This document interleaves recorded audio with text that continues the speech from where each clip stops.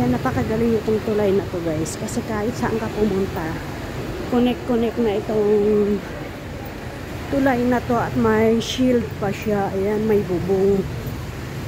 Kaya hindi ka na mababasa habang naglalakad.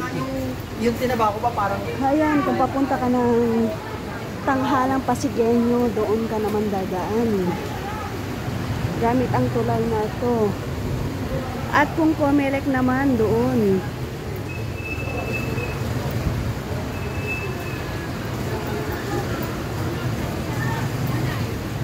Kung sa mismong City Hall naman yung sadya mo, dito naman ang way mo. Ayan.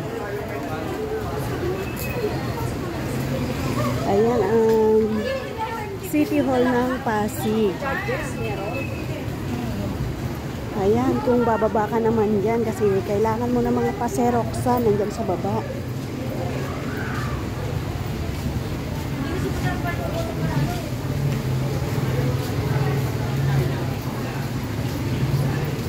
Doon naman yung mga yan ang mega parking area.